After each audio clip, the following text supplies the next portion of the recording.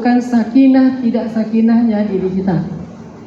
Maka lakukan dan ikhtiarkanlah dua bentuk kebahagiaan ini. Pertama, kencangkan zikirnya.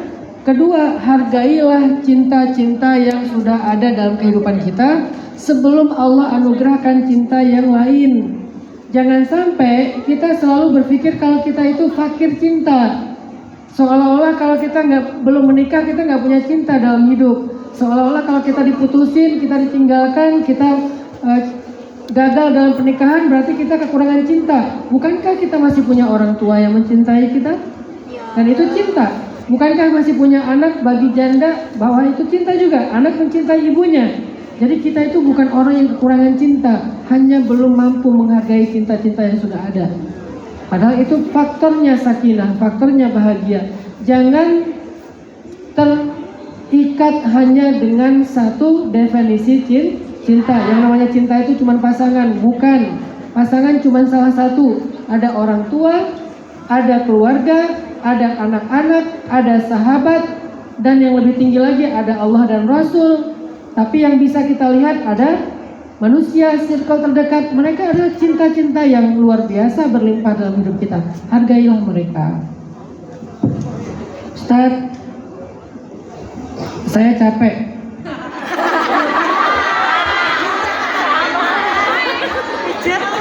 Pijat sejauh capek. Terus pijat. Ya benar, kalau capek pijat. Iya. Ada dua capek. Capek zahir, capek batin. Kalau capek zahir, tidurnya di kasur. Kalau capek batinnya, tidurlah di atas sajadah. Ngerti maksud saya? Ustaz, saya lelah. Sama. Yang tadi capek, yang ini lelah. Saya lelah, kehabisan energi. Lu ngantri. Sampai nggak mau ketemu siapa-siapa. Gampang, me time. Me time itu adalah sunnah Nabi. Dalam bahasa Arab, me time itu disebut dengan uzlah, disebut dengan tahannus, disebut dengan i'tikaf, dan puncaknya disebut dengan al-unsu billah. Semua itu me time. Yang paling ringan uzlah. Bisa naik gunung Uhud. Ada gunung apa di sini? Bukit Saikung. At-Taufik. Gunung At-Taufik.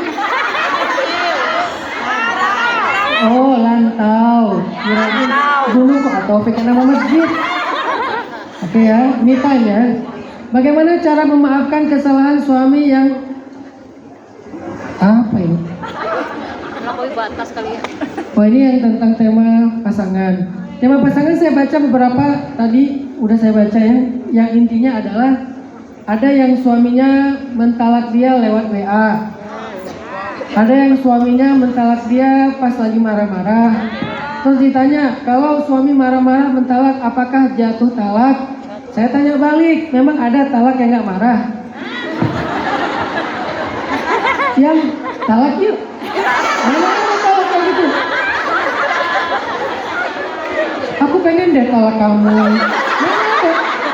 Yang namanya talak di mana-mana mah marah. Jadi talak yang tidak marah yang tidak menjatuhkan talak itu adalah marah yang sampai kehilangan akal.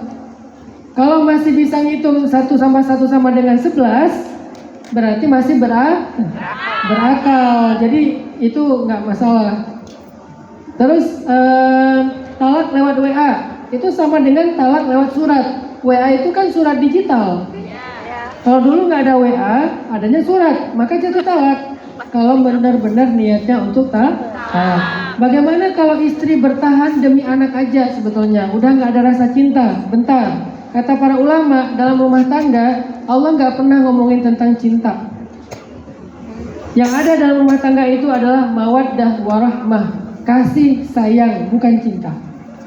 Kenapa Allah nggak pernah bicara tentang cinta dalam rumah tangga? Padahal kita selalu bicara tentang cinta. Karena Allah tahu tidak semua rumah tangga itu berdasarkan cinta. Ada banyak rumah tangga yang dibangun bertahan dengan kasih sayang, bukan dengan cinta. Cinta itu kan perasaan yang nggak bisa dipaksain. kayak ada ngekliknya gitu. Ini nggak ngeklik dengan pasangannya, tapi dia sayang, dia kasihan, dia sayang kepada pasangannya sehingga dia bertahan, sehingga dia memberikan hak, sehingga rumah tangga mereka menjadi nyaman, bahagia. Walaupun modalnya bukan cinta, tapi modalnya kasih dan sayang. Jadi nggak apa-apa kalau salah satu di antara bentuk kasih sayang itu mampu mempertahankan rumah tangga kita. Salah satunya apa? Anak. Nggak apa-apa banget, dan itu nggak zolim. Sambil meminta kepada ya wadud, beri kami mawaddah, warahmah, dan seterusnya. Kan nggak bisa sekaligus. Ada lagi yang nanya tentang suaminya, bagaimana kalau misalnya suami kita tuh suka marah-marah, apakah kita bertahan aja atau boleh nggak kalau kita berpikir untuk minta talak? Kalau marah-marah doang mungkin masih bolehlah kita belajar sabar. Tapi kalau udah KDRT, kalau udah mulai fisik, kalau udah menyakiti, menzolimi secara membabi buta, maka pilihannya kembali kepada perempuannya. Dia berhak untuk meminta perlindungan dengan cara berpisah, atau juga dia bisa bertahan, dan itu kembali kepada dia. Nah, ini tentang orang tua. Bagaimana cara menyikapi ibu yang selalu minta dibiayai umroh? Sementara itu saya harus menabung dulu, dikarenakan permintaan itu saya sepertinya harus menunda keinginan menikah. Bagaimana pandangan Ustaz? Kalau menikahnya kita itu sudah menjadi kebutuhan yang sangat darurat, maka dahulukan yang darurat atas yang sunnah. Umroh adalah sunnah, menikah wajib bagi sebagian orang, sunnah bagi sebagian lain, haram bagi sebagian yang lain. Tergantung niatnya. Kalau dia udah takutnya kalau nggak menikah malah berbuat zina, kalau nggak menikah nanti pacarannya terusan, maka menikah menjadi wajib. Maka dahulukan yang wajib atas yang sunnah. Insya Allah walaupun ibu kecewa, itu tidak termasuk durhaka. Kenapa? Karena sesuai dengan agama Allah, syariat Allah. Tinggal gimana cara memahamkan ibu baik-baik. Bagaimana menyikapi ibu? Ini ibu juga ya. Yang patriarki, artinya yang selalu membenarkan anak laki-laki, kalau perempuan selalu salah. Suruh ngaji ibunya. Betul, ngaji. Suruh ngaji. Karena Nabi SAW itu paling sayang kepada Sayyidah Fatimah, anak perempuannya, dan selalu mendengar pendapat Fatimah. Nabi mendengar pendapat Aisyah, Nabi mendengar pendapat Khadijah, dan semua itu adalah perempuan. Nabi dengar pendapat mereka, Nabi sayang kepada mereka, Nabi tunaikan hak-hak mereka.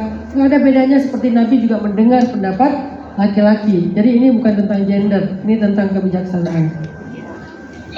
Tat, apa itu? Tat.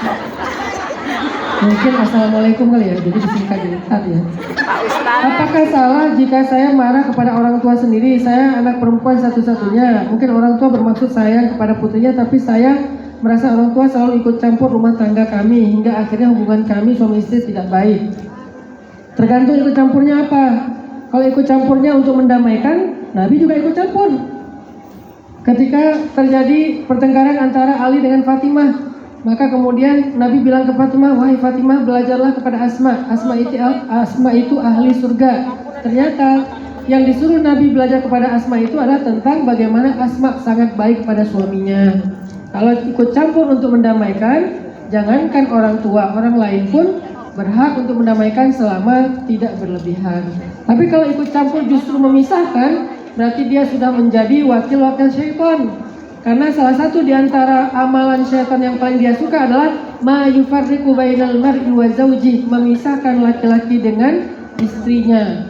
Tergantung dia ikut campur untuk memisahkan atau untuk menyambung. Kalau untuk menyambung, untuk mempertahankan, untuk bisa lebih bahagia, mengislah, maka itu ikut campur yang baik. Tapi kalau malah merenggangkan, memisahkan, membuat konflik, maka itu termasuk di antara perbuatan dosa. Tat lagi ya, bukan. Apakah saya durhaka? Dibesarkan ayah hingga pernikahan saya dari hasil taruhan. Jadi biaya pernikahannya dari hasil taruhan judi kali ya, judi online mungkin ya. Terus saat ini di rumah saya diolok-olok dan dibanding-bandingkan dengan anak orang lain. Sekarang saya bekerja di sini, orang tua meminta saya pulang karena bapak tidak sanggup merawat ibu. Jika saya pulang, bagaimana dengan masa depan saya dan keluarga baru saya?